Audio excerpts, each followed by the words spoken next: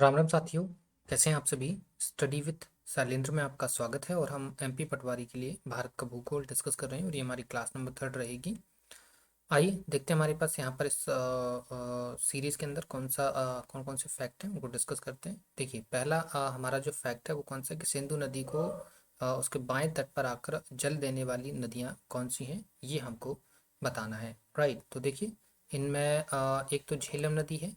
ठीक है, झेलम के अलावा यहाँ पर आप देखेंगे कुछ चिनाब है और चिनाब के अलावा रावी हो गई, ब्यास हो गई और आप देखेंगे तो सतलज नदी हो गई। ठीक है, तो इतनी सारी नदियाँ जो हैं वो सिंधु नदी को उसके बाएं तट पर आकर जल देती हैं। राइट, क्लियर है। आ जाइए देखिए नेक्स्ट क्वेश्चन। देखिए नेक्स्ट क्वेश्चन है कि सिंधु नदी को उसके दाएं तट पर आकर जल देने वाली नदियाँ कौन सी हैं। राइट, ये बताना है। तो देखिए दाएं तट पर आकर देने वाली नदियों में अगर आप देखें तो एक खुर्रम हो जाएगी, फिर इसके अलावा एक तोची हो जाएगी, एक गोमल हो जाएगी और एक बिबोआ हो जाएगी। ठीक है, इसके अलावा आप देखेंगे एक संगर नदी हो जाएगी। तो इस प्रकार से ये इतनी सारी जो नदियां हैं वो सिंधु नदी को उसको दाएं तट पर आकर जल दे देती हैं। राइट, क्लियर है। आइए नेक्स्ट क्वेश्चन को हम डिस्कस करते हैं। अगला फैक्ट हमारा क्या है। अगला फैक्ट है कि ब्यास नदी सतलज से किस स्थान पर आकर मिल जाती है। तो ये आप याद रखें कि ब्यास और सतलज, ठीक है, इन दोनों का जो मिलन है, ठीक है, इन दोनों का जो मिलन है वो पंजाब में होता है। कहाँ पर होता है? पंजाब में होता है। पंजाब में भी एक प्लेस है, जगह है, उस प्लेस का नाम है साथियों हरिके। ठीक है, हरिके में जो है वो ब्यास नदी जो है वो सतलज नदी से जाकर जो है वो मिल जाती है। Right, clear. तो उम्मीद है ये फैक्ट आपको समझ में आ गया है। अगले फैक्ट की हम बात कर लेते हैं। अगला फैक्ट देखिए, अगला फैक्ट क्या है कि महानदी बेसिन का फैलाव किस राज्य में है। तो ये सिंपल सा क्वेश्चन है कि महानदी जो बेसिन है ये आपको छत्तीसगढ़ में जो है वो देखने के लिए मिल जाएगा। कहाँ देखने के लिए मिल जाएगा? छत्तीसगढ़ के अंदर आपको देखने के लिए मिल जाएगा। राइट, क्लियर है।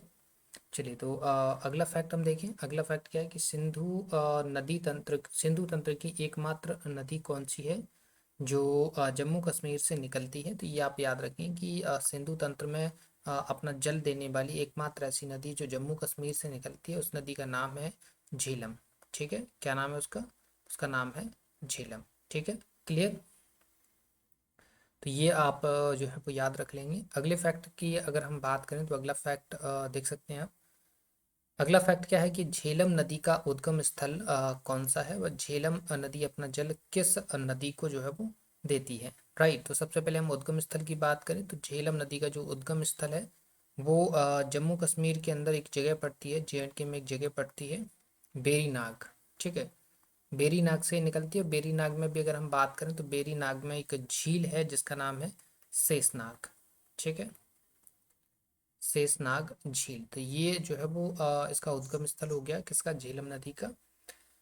झेलम नदी की अगर हम मुहाने की बात करें कि ये मुहाना कहाँ बनाती है, इसका निकास, पानी का निकास कहाँ पर है, अपना जल किस नदी को देती है। तो अगर इस मुहाने की बात करें तो उसका मुहाना जो है वो चिनाब नदी में है। झेलम नदी जो है वो अपना जल जो है वो चिनाब नदी को दे देती है। राइट, क्लियर है। चलिए अगला फैक्ट हम डिस्कस कर लेते हैं। अगला फैक्ट देखिए, अगला फैक्ट क्या है कि चेनाब नदी का उद्गम स्थल कौन सा है। तो चेनाब नदी जो है साथियों ये निकलती है हिमाचल से। हिमाचल में एक दर्रा है, एक पास है, इसका नाम है बाडा लाचा ला दर्रा। ये जो रिवर है चेनाब रिवर, ये यहाँ से जो है वो निकलती है। ठीक है, अगर इसके नाम की बात करें तो वैसे इसको हम नॉर्मली चिनाब नदी बोलते हैं, लेकिन इसको हिमाचल के अंदर जो है वो चंद्रभागा बोला जाता है। क्या बोला जाता है? चंद्रभागा बोला जाता है। राइट, क्लियर है। चलिए इसके बारे में एक फैक्ट आप याद रखें कि ये जो है वो सिंधु तंत्र की सबसे बड़ी सहायक नदी है। फैक्ट क्या है यहाँ पर? यहाँ पर फैक्ट आपका है कि सिंधु तंत्र की सबसे बड़ी सहायक नदी। राइट, तो ये पॉइंट आप याद रख लेंगे। राइट, चलिए आ जाइए नेक्स्ट फैक्ट हम डिस्कस करें। अगला फैक्ट देखिए, अगला फैक्ट क्या है कि रावी नदी का उद्गम स्थल कौन सा है। राइट, तो देखिए रावी नदी जो है वो ये भी हिमाचल से ही निकलती है। कहाँ से निकलती है? हिमाचल से निकलती है। और हिमाचल में एक दर्रा है। जैसे आपने देखा कि चिनाब नदी कहाँ से निकल रही थी? बाडालाचाला दर्रे से। और ये रावी नदी जो है वो हिमाचल में किस दर्रे से निकलेगी? ये निकलेगी रोहतांग दर्रे से। कहाँ से निकलेगी? रोहतांग दर्रे से जो है वो निकलेगी। राइट, क्लियर है। चलिए अगला फैक्ट हम डिस्कस करते हैं। अगला फैक्ट देख लीजिए, सतलज नदी कहाँ से निकलती है? तो सतलज नदी जो है साथियों ये निकलती है तिब्बत से। ठीक है, और तिब्बत में भी एक जगह है जिसका नाम है राकास ताल। ठीक है, राकास ताल से जो है वो सतलज नदी जो है वो निकलती है। और इसके बारे में आपको बताया था हमने कि ये मान लीजिए राकास ताल है। राकास ताल कहाँ पड़ता है? ये पड़ता है तिब्बत में। ठीक है, तिब्बत वाले क्षेत्र में पड़ता है। और यहाँ से निकल कर ये पूरब से पश्चिम की ओर प्रवाहित होती है। ठीक है, और यहाँ मान लीजिए एक पास है। ठीक है, एक पास है यहाँ। इस पास से जो है वो ये भारत में एंटर कर जाती है। ठीक है, इस साइड ये तिब्बत वाला क्षेत्र है, ये भारत है। ठीक है, तो इस पास का जो नाम है साथियों ये है सिपकिला। ठीक है, तो ये प्रश्न भी आपका आता है कि सतलज नदी भारत में जो है वो किस दर्रे से प्रवेश करती है? तो सिपकिला दर्रे से भारत में जो है वो प्रवेश करती है। ठीक है, ये सिपकिला दर्रा पड़ता कहाँ है? ये भी आपको पता होगा। सिपकिला दर्रा पड़ता है हिमाचल के अंदर।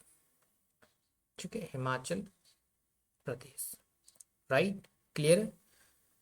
और सतलज नदी पर एक बांध भी बना हुआ है जो भारत का सबसे बड़ा बांध है। इसका नाम है भाखड़ा नांगल बांध। राइट, ये पॉइंट आप याद रख लेंगे। राइट, अगले फैक्ट को डिस्कस कर लेते हैं। अगला फैक्ट पढ़िए, ये क्वेश्चन है। ये क्वेश्चन हम आपको बता चुके हैं, क्या है इसका आंसर? जल्दी से फटाफट बताइए।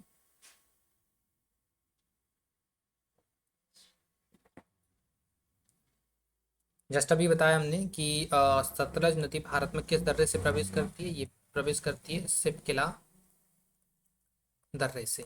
राइट, किस दर्रे से पास कर भारत में प्रवेश करती है? ये सिपकिला दर्रे से भारत में प्रवेश कर जाती है।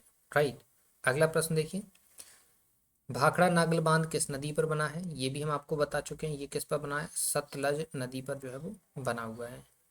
ठीक है, सतलज रिवर के ऊपर जो है भाखड़ा नागल बांध बना हुआ है। राइट, आ जाइए नेक्स्ट क्वेश्चन देखिए, गंगा नदी की कुल लंबाई कितनी है? तो गंगा नदी की लंबाई आपको पता ही है, 25 किलोमीटर। ठीक है, ये इसकी टोटल लेंथ है गंगा रिवर की। अगला क्वेश्चन देखिए, गंगा नदी किन दो धाराओं के मिलने से बनती है? ये जो दो धाराएं साथियों, इनमें पहली धारा जो है वो है अलकनंदा। अलकनंदा, और दूसरी धारा जो है साथियों वो है आपकी भागीरथी। राइट, जब ये दोनों की दोनों कहाँ पर आकर मिल जाती हैं? देव प्रयाग में आकर मिल जाती हैं। तो देव प्रयाग में इस संयुक्त धारा को हम गंगा नदी बोल देते हैं। राइट, क्लियर है। तो ये पॉइंट आपका क्लियर हो गया। राइट, चलिए तो अगला फैक्ट हम डिस्कस कर सकते हैं। अगला फैक्ट आप देख लीजिए। अगला फैक्ट क्या है कि हिमालय से निकलने वाली नदी जो गंगा को उसके दाहिने तट पर आकर अपना जल देती है।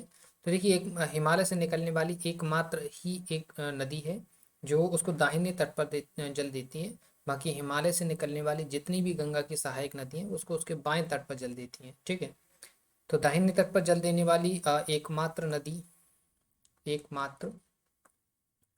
नदी की अगर हम बात करें तो उसका नाम है यमुना। राइट, क्या नाम है उसका? यमुना उसका जो है नाम हो जाता है। ठीक है, क्लियर। इसकी अगर यमुना की हम लेंथ की बात करें, यमुना की अगर लेंथ की बात करें, यमुना की लेंथ कितनी है? यमुना की लेंथ जो है वो समथिंग 1375 किलोमीटर है। ठीक है, क्लियर। मिलन स्थल की अगर हम बात करें कि ये जो है वो गंगा से कहाँ मिलती है, तो मिलन स्थल इसका है संगम। ठीक है, जैसे हम जो है वो जो कि पड़ता है आपका प्रयागराज के अंदर। ठीक है, क्लियर। सो ये उम्मीद है ये चीज़ें आपकी क्लियर हो गई हैं। आइए अगला फैक्ट हम डिस्कस करें। अगला फैक्ट आप देख लीजिए, यमुना नदी का उद्गम स्थल व उसकी कुल लंबाई बताना है। तो ये उद्गम स्थल तो इसका जो है वो यमुनोत्री है। क्या है? यमुनोत्री हो गया। ठीक है, जो कि पड़ता है बंदरपूंछ में, बंदरपूंछ, राइट। हाँ, इसकी कुल लेंथ की बात करें तो लेंथ हम अभी डिस्कस कर ही चुके हैं। लेंथ कितनी बताइए आपको, 1375 किलोमीटर। ठीक है, क्लियर। चलिए अगला फैक्ट हम देखें। अगला फैक्ट आप देख लीजिए। अगला फैक्ट क्या है कि यमुना अपना जल गंगा को किस स्थान पर देती है, तो ये आपको पता है कहाँ देती है, ये देती है आपका संगम में। ठीक है, संगम में। संगम ये पड़ता कहाँ है, ये पड़ता है आपका प्रयाग राज में। ठीक है, क्लियर। ये छोटा सा फैक्ट था, उम्मीद है आपको समझ में आ गया होगा, राइट। अगला फैक्ट आप देखिए। अगला फैक्ट क्या है कि प्रायद्वीपीय पठार की दो नदियां जो गंगा को सीधे जल देती हैं। तो प्रायद्वीपीय पठार की दो नदियां जो सीधे जल देती हैं, इनमें एक हो जाएगी आपकी टोन्स, ठीक है, और एक हो जाएगी आपकी सोन, राइट। ये दो ही ऐसी नदियां हैं जो गंगा नदी को अपना सीधे तौर पर जल प्रदान करती हैं। अदरवाइज जितनी भी प्रायद्वीपीय पठार की नदियां हैं जो अपना जल गंगा नदी को देती हैं, वो इनडायरेक्ट फॉर्म में देती हैं, जबकि सिर्फ ये दो नदियां ऐसी हैं जो डायरेक्ट अपना जल गंगा नदी को दे देती हैं। ठीक है, टोन्स अपना जल देती है प्रयागराज में। कहाँ देती है, प्रयागराज में देती है। जबकि सोन अपना जल कहाँ देती है, पटना के अंदर देती है। ठीक है, क्लियर। ये समझ में आ गया है। अगले क्वेश्चन को डिस्कस कर सकते हैं। अगला क्वेश्चन देख लीजिए। गोमती नदी का उद्गम स्थल कौन सा है, राइट। क्या बताना है, गोमती नदी का उद्गम स्थल कौन सा है। तो देखिए, गोमती नदी का जो उद्गम स्थल है साथियों, ये है फुलहर झील, फुलहर झील। ठीक है, फुलहर झील ये पड़ती है पीलीभीत में। कहाँ पड़ती है, पीलीभीत के अंदर जो है वो पड़ती है। क्लियर, तो ये याद रख पाएंगे, गोमती रिवर कहाँ से निकलती है, पीलीभीत से निकलती है, फुलहर झील से निकलती है। ठीक है, चलिए तो अगला फैक्ट हम डिस्कस कर सकते हैं। अगला फैक्ट आप देख लीजिए। सालिग्राम व नारायणी नदी किस नदी को कहा जाता है, राइट। तो देखिए, सालिग्राम और जो नारायणी नदी है ये बोला जाता है गंडक को। किसको बोला जाता है, गंडक रिवर को जो है वो बोला जाता है क्या, सालिग्राम व नारायणी नदी, राइट। क्लियर है। इसकी लेंथ की बात करें तो लेंथ इसकी ज़्यादा है नहीं। लेंथ है टोटल इसकी 425 किलोमीटर। ज़्यादा लंबी ये नदी है नहीं। नेपाल नेपाल सॉरी, हाँ, नेपाल से निकलती है, और नेपाल से निकलने के बाद ये जो है वो गंगा नदी में जाके मिल जाती है, राइट। चलिए अगला फैक्ट हम देखें। अगला फैक्ट आप देखिए, बिहार का शोक किस नदी को कहा जाता है। तो बिहार का शोक जो है वो कहा जाता है कोसी नदी को। ठीक है, हाँ, अगर शोक से रिलेटेड क्वेश्चंस की बात करें तो बिहार का शोक आपने देखा, बिहार का शोक, ठीक है, बिहार का शोक क्या है, कोसी। ठीक है, बंगाल का शोक, बंगाल का शोक दामोदर रिवर। ठीक है, कौन सी है, दामोदर रिवर। ठीक है, इसके अलावा उड़ीसा का शोक, उड़ीसा का शोक ये है आपकी महानदी, महानदी रिवर। ठीक है, महानदी रिवर जो है वो उड़ीसा का शोक है। बंगाल का शोक दामोदर रिवर है। बिहार का शोक जो है वो कोसी नदी को कहा जाता है। ठीक है, क्लियर है। ये कोसी नदी आती कहाँ से, ये आती है नेपाल से। ठीक है, अगर कोसी का अगर हम उद्गम देखें, उद्गम, तो इसका उद्गम है गोसाई धान शिखर, गोसाई धान शिखर, जो कि कहाँ पड़ता है, ये पड़ता है नेपाल के अंदर, राइट। ये छोटे छोटे से फैक्ट हैं, वो आप याद रख लेंगे। ठीक है, अगले फैक्ट को हम डिस्कस करें। अगला फैक्ट आप देखिए। अगला फैक्ट क्या है कि ब्रह्मपुत्र नदी का उद्गम स्थल कौन सा है। तो ब्रह्मपुत्र नदी जो है वो कहाँ से आती है, तिब्बत से आती है। कहाँ से आती है, तिब्बत से आती है। ठीक है, कहाँ से आती है, तिब्बत से, राइट। और अगर एग्जैक्ट लोकेशन की बात करें कि ब्रह्मपुत्र नदी किस लोकेशन से निकलती है, तो फिर वो निकलती है चेमा युंगडोंग ग्लेशियर से। ठीक है, इस ग्लेशियर से आप देखेंगे दो नदियां निकलती हैं। एक तो नदी आपने देखी है ब्रह्मपुत्र हो गई, ठीक है, और एक नदी है आपकी सिंधु। ठीक है, ये इसके प्रवाह की बात करें तो इसका प्रवाह जो है वो निकलने के बाद पश्चिम से पूर्व की ओर होता है। ठीक है, जबकि इसका प्रवाह जो है, अगर इसके प्रवाह की बात करें तो ये जो है वो पूर्व से पश्चिम की ओर प्रवाहित होती है। ठीक है, क्लियर। निकलते दोनों एक ही लोकेशन से, चेमायुंगडुंग ग्लेशियर से ही दोनों निकलती हैं, दोनों के दोनों। ये जो चेमायुंगडुंग ग्लेशियर जो है वो मानसरोवर के पास में पड़ता है। राइट, क्लियर है। आ जाइए अगले क्वेश्चन को देख लेते हैं। अगला फैक्ट, ब्रह्मपुत्र नदी के नाम। देखिए, ब्रह्मपुत्र नदी के नाम जो है वो अलग अलग जगह अलग अलग नाम से जाना जाता है। जैसे इसको तिब्बत में अलग नाम से बोला जाता है, अरुणाचल प्रदेश में इसको जो है नाम अलग बोला जाता है। ठीक है, और आप देखेंगे कि असम में इसको अलग नाम से बुलाया जाता है, और आप देखेंगे बांग्लादेश में, कहाँ, बांग्लादेश में इसको अलग नाम से जो है वो पुकारा जाता है। तिब्बत की बात करें तो तिब्बत में जो है इसको कहा जाता है सांगपो। क्या बोला जाता है? सांगपो। और अरुणाचल प्रदेश की अगर हम बात करें तो इसको कहा जाता है दिहांग। क्या बोला जाता है? दिहांग। और असम की बात करें तो असम में तो इसको ब्रह्मपुत्र ही बोला जाएगा। ठीक है, और बांग्लादेश की अगर हम बात करें तो बांग्लादेश में इसको जमुना बोला जाता है। क्या बोला जाता है? जमुना बोला जाता है। राइट, क्लियर है, इतना आपको समझ में आ गया। अगले फैक्ट को डिस्कस करें। अगला फैक्ट आप देखिए। अगला फैक्ट क्या है कि ब्रह्मपुत्र नदी भारत में प्रवेश किस दर्रे से होकर करती है? राइट, तो इस दर्रे की अगर हम बात करें तो इस दर्रे का नाम है यांग याप दर्रा। राइट, भारत में ब्रह्मपुत्र नदी जो है वो यांग याप दर्रे से होकर प्रवेश करती है। ठीक है, यांग याप दर्रे से प्रवेश करके किस स्टेट में आती है? अरुणाचल में आती है। ठीक है, अरुणाचल प्रदेश में आती है। अरुणाचल प्रदेश से फिर मूव करती है कहाँ पर? असम में, और असम से कहाँ चली जाती है? बांग्लादेश, और बांग्लादेश से बे ऑफ बंगाल। ठीक है, क्लियर, इस प्रकार से ये आती है। और आती कहाँ से है? ये तिब्बत से आती है। ये तो अभी आपको पता है, चेमायुंगडुंग ग्लेशियर, चेमायुंगडुंग ग्लेशियर से यांग्याप दर्रे तक आती है, यांग्याप दर्रे से भारत में प्रवेश करती है, अरुणाचल प्रदेश में आती है, फिर असम, अरुणाचल प्रदेश से असम की रिफ्ट वैली में चली जाती है, फिर बांग्लादेश से बे ऑफ बंगाल में चली जाती है। ठीक है, क्लियर है। चलिए अगला अगला फैक्ट हम देखें। अगला फैक्ट आप देख लीजिए, क्या है? विश्व का सबसे बड़ा नदी द्वीप, नदी द्वीप कौन सा है? वो किस नदी पर है?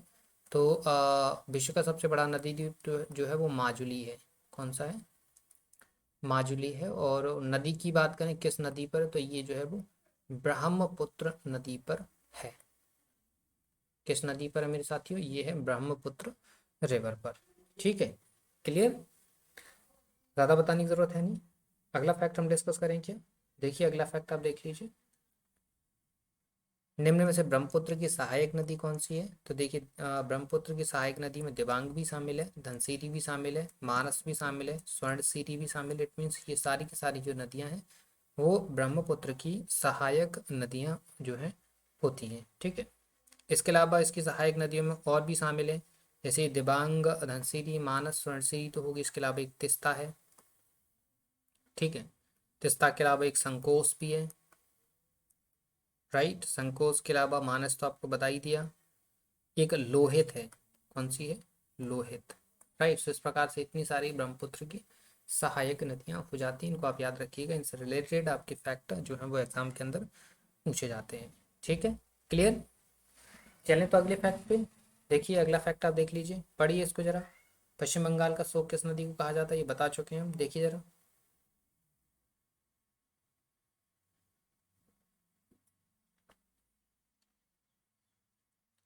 पश्चिम बंगाल का शोक कहा जाता है साथियों दामोदर को। बताया भी आपको, दामोदर रिवर को जो है वो हम क्या बोलते हैं? पश्चिम बंगाल का शोक जो है वो बोल देते हैं। राइट, अगला देखिए, दामोदर नदी अपना जल कहाँ गिराती है? तो दामोदर नदी जो है वो अपना जल देती है हुगली को। किसको देती है? हुगली को। और हुगली कहाँ जाती है? हुगली जाती है बंगाल की खाड़ी में। ठीक है, क्लियर। तो जो है दामोदर नदी इनडायरेक्ट फॉर्म में, किसमें? इनडायरेक्ट फॉर्म में अपना जल जो है वो बंगाल की खाड़ी को देती है। किसकी मदद से देती है? हुगली नदी की मदद से देती है। राइट, क्लियर है? आगे समझ में? चलिए नेक्स्ट पे, अगला देखिए। अगला क्या है? जैविक मरुस्थल किस नदी को कहा गया है? तो जैविक मरुस्थल कहा गया है स्वर्ण रेखा नदी को। किसको कहा गया है? स्वर्ण रेखा नदी को कहा गया है। ठीक है, जैविक मरुस्थल कहा गया है। इस नदी के किनारे बसे शहर की बात करें, किनारे बसे शहर की अगर हम बात करें तो उसका नाम है जमशेदपुर। ठीक है, जमशेदपुर। राइट, जमशेदपुर जो है वो जो है वो स्वर्ण रेखा नदी के किनारे बसा हुआ है। उस स्वर्ण रेखा नदी को जो है वो जैविक मरुस्थल कहा जाता है। राइट, चलिए अगला फैक्ट हम देखें। अगला फैक्ट देखिए, ये हम बात कर चुके हैं जमशेदपुर किस नदी के किनारे है। तो जमशेदपुर जो है वो स्वर्ण रेखा नदी के किनारे है। ठीक है, क्लियर? आगे समझ में, सिंपल सिंपल से क्वेश्चन है। आ जाइए अगले फैक्ट पे आ जाइए। बैतरणी नदी किस स्थान से जो है वो निकलती है? तो बैतरणी नदी जो है वो क्योंझर पठार से निकलती है। कहाँ से निकलती है? क्योंझर पठार से जो है वो निकलती है। ये क्योंझर पठार पड़ता कहाँ है? ये पड़ता है आपका ओडिशा के अंदर। कहाँ पड़ता है साथियों? ये ओडिशा के अंदर पड़ता है। ठीक है, क्लियर, समझ में आ गया? अगले क्वेश्चन को डिस्कस करें क्या? आ जाइए अगले क्वेश्चन पे आ जाइए। व्हीलर द्वीप किस नदी पर है? क्या है? व्हीलर द्वीप किस नदी पर? तो ये पड़ता है आपका ब्राह्मणी नदी पर। किस पर है ये? ब्राह्मणी नदी की नदी पर जो है वो व्हीलर द्वीप पड़ता है। राइट, क्लियर है? अगले फैक्ट को डिस्कस करें क्या? अगला फैक्ट आप देखिए। अगला क्या है कि महानदी किस पठार से जो है वो निकलती है? तो महानदी निकलती है दंडकारण्य पठार से। ठीक है, दंडकारण्य पठार से जो है वो महानदी निकलती है। राइट, और महानदी के किनारे बसे शहर की बात करें, इसके किनारे बसे शहर की अगर हम बात करें तो कौन सा शहर बसा हुआ है? कटक बसा हुआ है महानदी के किनारे।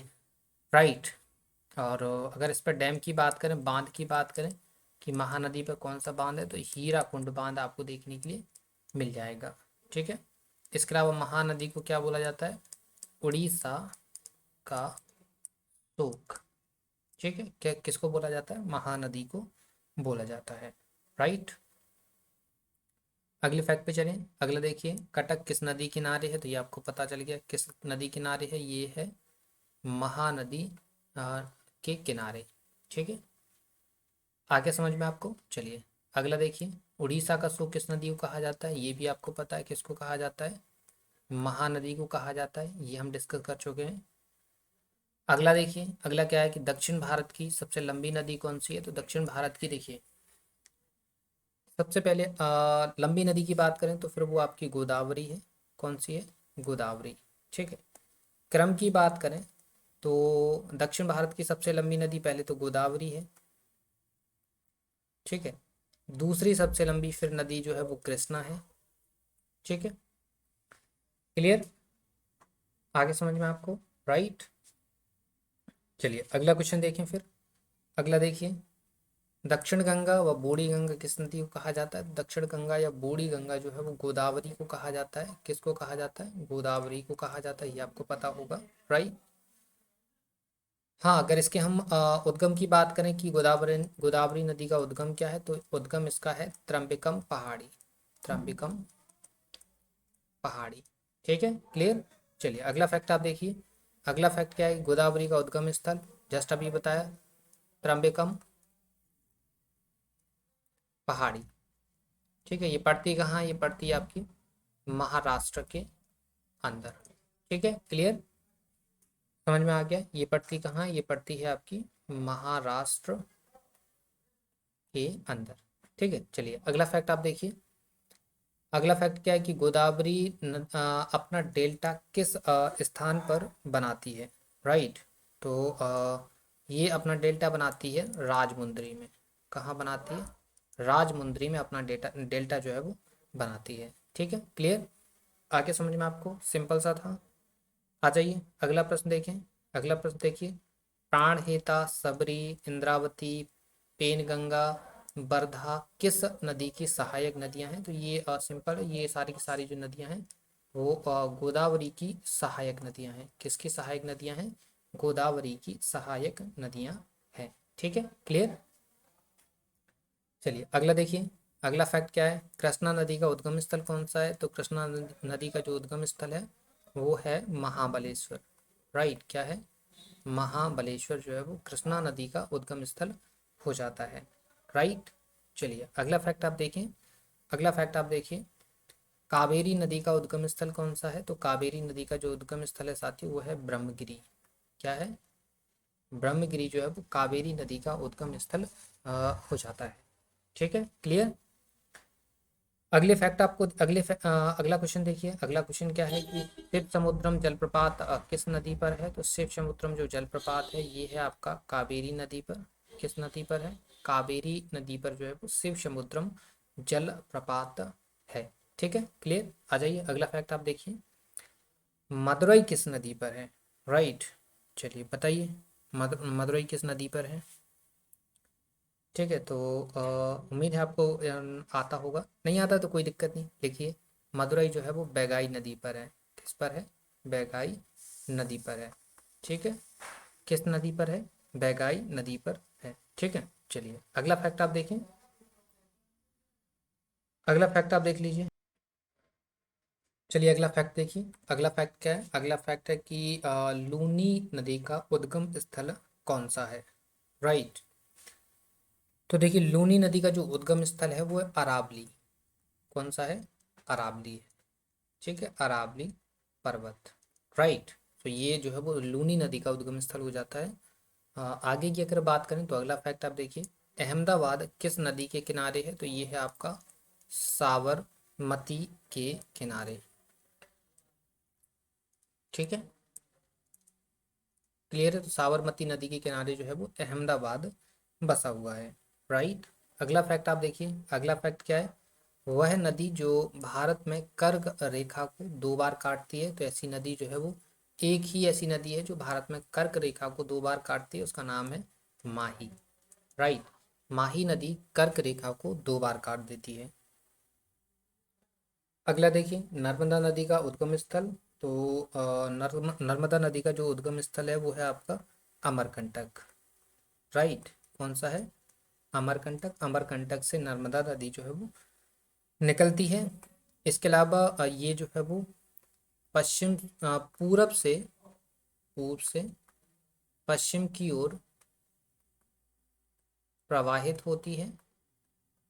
ठीक है, क्लियर। इसके अलावा इसकी अगर हम बात करें तो ये जो है वो इसका जो प्रवाह है, इसका जो प्रवाह है वो आपका महाराष्ट्र, सबसे पहले तो एमपी में ही होगा। एमपी के बाद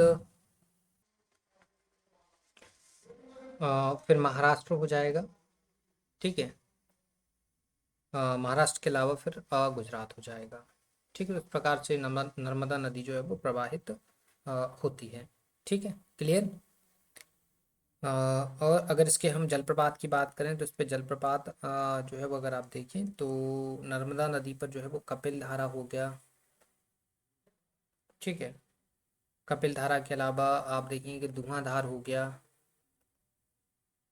ये जलप्रपात जो है वो नर्मदा नदी पर बनाए गए हैं। इसके अलावा अगर बांध की बात करें तो सबसे ज़्यादा प्रमुख बांध अगर देखें तो इस पे जो है वो सरदार सरोवर बांध जो है वो बनाया गया है। राइट, क्लियर है।